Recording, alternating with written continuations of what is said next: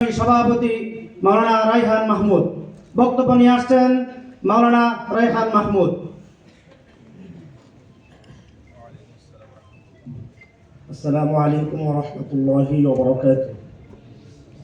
আলহামদুলিল্লাহি রাব্বিল আলামিন ওয়া সলাতু ওয়াসসালামু আলা সাইয়্যিদিল আমবিয়া ওয়াল মুরসালিন ওয়া আলা আলিহি ওয়া আসহাবিহি আজমাইন।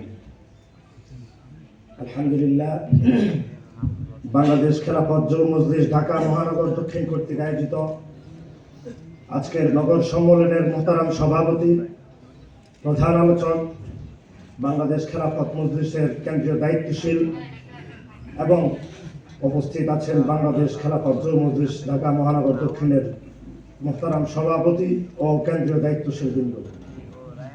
আজকে এই নগর সম্মেলনে আমরা যারা এসেছি, আপনারা যারা এসেছেন, সকলকে পল্টন থানার পক্ষ থেকে মোবারকবাদ জ্ঞাপন করছি। আমি আপনাদের সম্মুখে ছোট্ট একটি গল্প বলি। কিছুদিন আগে আমি একটা জায়গায় গিয়েছিলাম, দেশের সুনামধন্য একটি স্থানে। মোটামুটি দেশের মধ্যে যদি 4-5টা 5 স্টার হোটেল ধরা হয়, সেগুলো একটা। সেখানে যাওয়ার পরে আসরের নামাজ, মাগরিবের নামাজ এবং এশারের নামাজ মোটামুটি কাছাকাছি সময় যেহেতু, এই 3টা নামাজে আমার ওইখানে পড়ার সুযোগ হয়েছে। তো আমি আসরের সময় মসজিদ খুঁজতেছিলাম, একটা করে 3টা মসজিদ পেয়েছি। এক জায়গায় গিয়েছি, সেখানে মসজিদ ভরে গিয়েছে। আরেক জায়গায় গিয়েছি, সেটাও ভরে গিয়েছে। আরেক জায়গায় গিয়েছি, ওইটার ভিতরে এই 3টা মসজিদ, ওই 3টা মসজিদই ভরে গিয়েছে। শুধু 5 স্টার হোটেল নয়, আপনি যেখানেই যাবেন, প্রতিটি পুলিশ স্টেশন, থানা যেগুলো আছে, প্রতিটি হাসপাতাল যেগুলো আছে, প্রতিটি আন্তর্জাতিক বিমানবন্দর যেগুলো আছে, প্রতিটি রেল স্টেশন যেগুলো আছে, প্রতিটি বাস স্টেশন যেগুলো আছে, প্রতিটি শপিং মহল যেগুলো আছে, সবগুলোর মধ্যে আপনি একটি একটি মসজিদ বা একাধিক মসজিদ বিদ্যমান পাবেন। কি বলেন, কথা ঠিক? এমনকি প্রতিটি ব্যাংকের প্রতিটি সেক্টরে ইসলামিক একটি করে শাখা আছে কি ভাই?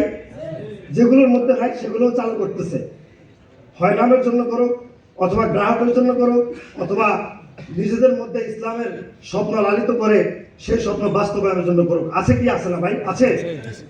তাহলে আমরা এই কথা এইগুলো থেকে প্রমাণ করতে পারি, এগুলো থেকে আমরা উপলব্ধি করতে পারি, প্রতিটি সেক্টরে, প্রতিটি স্থানে, প্রতিটি জায়গাতে একটি করে বা একাধিক মসজিদ একথা প্রমাণ করে যে এই দেশ ইসলামের দেশ, আগামীর এই দেশ হবে খেলাফতের দেশ। আমরা স্বপ্ন দেখি এদেশে ইসলাম প্রতিষ্ঠা করার, এবং সেই স্বপ্ন অনুযায়ী ইনশাআল্লাহ আমরা কাজ করে যাচ্ছি। মোহতারাম আমিরে মজলিসের হাতকে সম্প্রসারিত করার লক্ষ্যে আগামী দিনে আমরা সকল আন্দোলন সংগ্রামে ঐক্যবদ্ধ হয়ে আমরা এদেশে ইসলাম প্রতিষ্ঠার লক্ষ্যে কাজ করে যাবো ইনশাআল্লাহ। এবারে আমি আমার বক্তব্য শেষ করছি। নাসরুম মিনাল্লাহি ওয়া ফাতহুন করিম ওয়া বাশশিরিল মুমিনিন।